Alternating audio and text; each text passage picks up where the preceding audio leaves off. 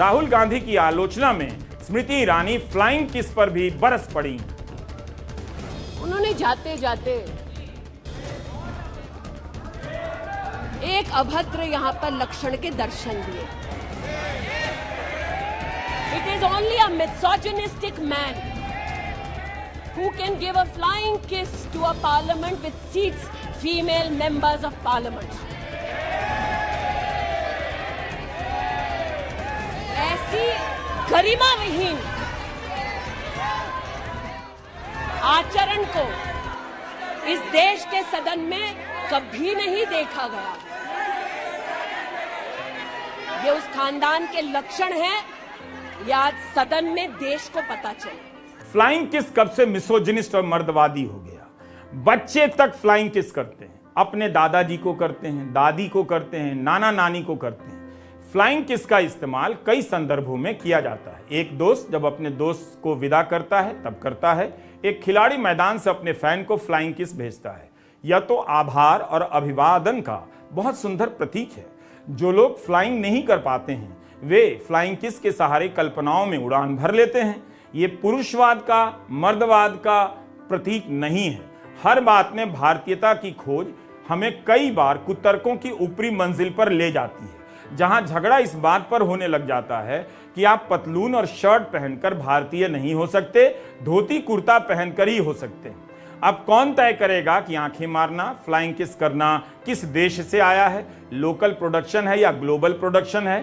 खैर, समय की बर्बादी ना करते हुए एनडीए की महिला सांसदों ने स्पीकर के पास राहुल गांधी के खिलाफ शिकायत दर्ज करा दी है। स्मृति ईरानी को फ्लाइंग किस का जिक्र करना याद रहा, मगर इसका जवाब भूल गईं कि प्रधानमंत्री नरेंद्र मोदी मणिपुर क्यों नहीं जा रहे हैं, मणिपुर पर क्यों नहीं बोल रहे हैं।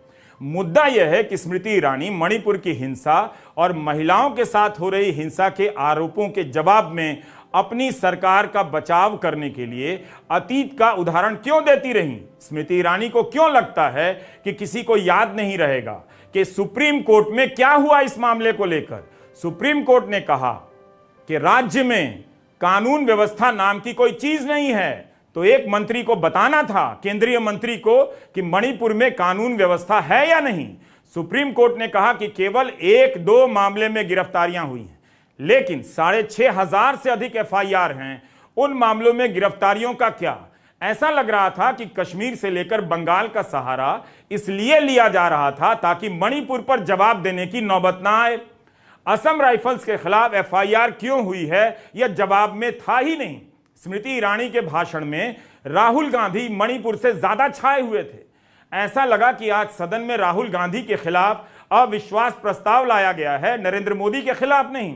स्मृति ईरानी को बताना चाहिए था कि मणिपुर में भाजपा के उपाध्यक्ष चिदानंद सिंह ने असम राइफल्स पर इल्जाम लगाए हैं कि वो एक खास समुदाय का प्रत्यक्ष या परोक्ष रूप से समर्थन कर रही है।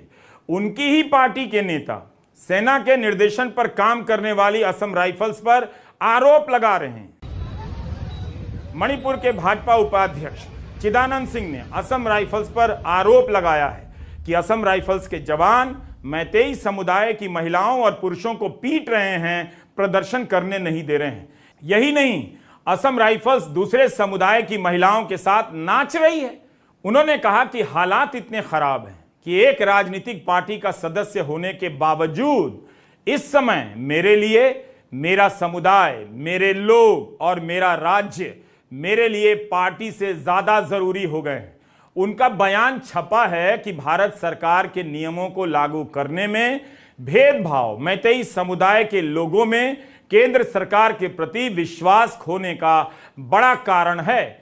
यही नहीं, बीजेपी के नेता ने कहा कि उनकी तरफ से 5 जून को प्रधानमंत्री को पत्र लिखा गया है कि असम राइफल्स भेदभाव कर रही है, तो प्रधानमंत्री को यह सब पता है, अब आपको भी पता चल गया। फिर भी पुलिस ने असम राइफल्स के खिलाफ एफआईआर की है। इस वीडियो को लंबा होना था, आप शुरू से लेकर अंत तक इस वीडियो को जरूर देखिए। जो भी राहुल गांधी ने कहा है वही तो मणिपुर के भाजपा उपाध्यक्ष चिदानंद सिंह ने कहा है, बीजेपी के नेताओं ने कहा है। चिदानंद सिंह का बयान है कि मैतेई समुदाय ने केंद्र सरकार का विश्वास खो दिया है। कुकी विधायकों ने बीजेपी सरकार से समर्थन वापस लिया, यह आपको पता है। तो क्या यह पर्याप्त नहीं है? कहना कि मणिपुर दो हिस्सों में बंट गया है। यही तो कहा राहुल गांधी ने कि मणिपुर में भारत की हत्या हुई है, उसे दो हिस्सों में बांट दिया गया है। क्या यह दो हिस्सों में बंटने का उदाहरण नहीं है कि मणिपुर की पुलिस असम राइफल्स पर एफआईआर कर रही है? 8 अगस्त की खबर है कि भाजपा की मणिपुर इकाई ने प्रधानमंत्री से गुहार की है कि असम राइफल्स के अलावा किसी भी अर्धसैनिक बल से बदल दीजिए, किसी को भेज दीजिए। यह हो रहा है मणिपुर में। इन सवालों पर सीधे आने के बजाय मनरेगा से लेकर जनधन योजनाओं के खातों को गिनाया जाने लगा।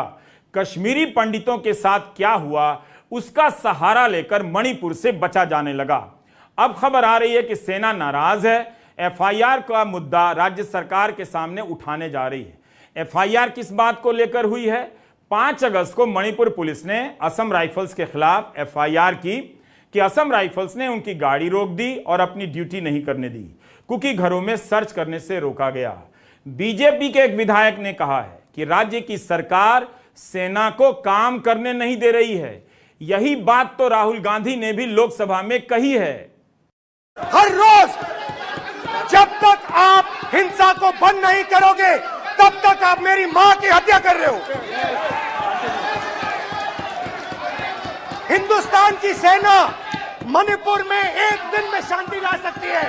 हिंदुस्तान की सेना का प्रयोग नहीं कर रहे हो क्योंकि आप हिंदुस्तान को मणिपुर में मारना चाहते हो। राहुल गांधी अपना भाषण समाप्त कर राजस्थान चले गए। स्मृति ईरानी ने आज राहुल पर हमला करने के बहाने अमेठी में क्या क्या काम किया है वो भी बता दिया। अच्छी बात है। इसी विस्तार से मणिपुर पर बोलती तो पता चलता कि विपक्ष के तर्क कितने कमजोर हैं। लेकिन कोई प्रधानमंत्री को फकीर बोल रहा था, कोई कुछ। राहुल गांधी ने तो रावण से ही तुलना कर दी और मेघनाथ कुंभकर्ण से। हमें लगा कि बीजेपी के सांसद इसे बर्दाश्त नहीं करेंगे और सदन की कार्रवाई से हटाने की मांग करेंगे कार्यवाही से। मगर लगता है कि बीजेपी को फ्लाइंग किस ज्यादा प्रमुख मुद्दा लग गया है। राहुल गांधी का पूरा आचरण आज बहुत ही बेशर्मी भरा था। सदन में फ्लाइंग किस दी जाती है क्या, जहां इतनी महिलाएं हैं? ये बहुत दुर्भाग्यपूर्ण है। और भारत माता की हत्या की बात उन्होंने की। राहुल गांधी तब भारत माता की शक्ति को नहीं पहचानते। अजय है, अमर है भारत माता। न मुगल कुछ कर सके न अंग्रेज कुछ कर सके। कृपया करके इस तरह की गैर जिम्मेदाराना बातें न करें। लेकिन राहुल गांधी जब भी बोलते हैं तो अपने लिए समस्या पैदा करते हैं, अपनी पार्टी के लिए बोलते हैं। उन्होंने क्या ये कहकर सिर्फ महिलाओं को दे रहा हूँ, ये क्या बात हुई? उनको किस बात का दुख हो रहा है? It was just a genuine gesture उन्होंने किया है। जैसे कहा मोहब्बत की दुकान है। आप लोग को नफरत से आदत हो गई है, मोहब्बत एक्सेप्ट नहीं कर पा रहे हैं। देखिए सांसद कह रही है, देखिए ये न्यू इंडिया है और नए भारत में यंग जनरेशन भी है। उनको इसमें कोई आपत्ति नहीं लगती है। जिनको नफरत की आदत हो चुकी है उनको प्यार मोहब्बत से दिक्कत जरूर होती है। अफेक्शनेट जेस्चर उन्होंने किया है जो किया है। इतनी नफरती आवाजें उनके खिलाफ बोलती हैं, इतने नफरत से उनके बारे में बोलती हैं, उनको पार्लियामेंट से बेदखल करते हैं, उनको उनके घर से बेदखल करते हैं और वो as a gesture of affection अपना प्यार दिखा रहे हैं। अब प्रधानमंत्री की बारी है। क्या वे मणिपुर पर बोलेंगे या फिर अपनी सरकार की योजनाओं को दोबारा से गिनाने लग जाएंगे जो स्मृति ईरानी गिना चुकी हैं?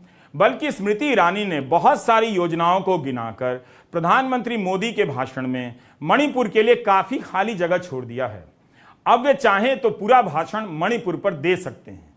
अतीत का भी बताएं, जरूर बताएं, लेकिन आज क्यों वहां इस तरह का विभाजन दिख रहा है?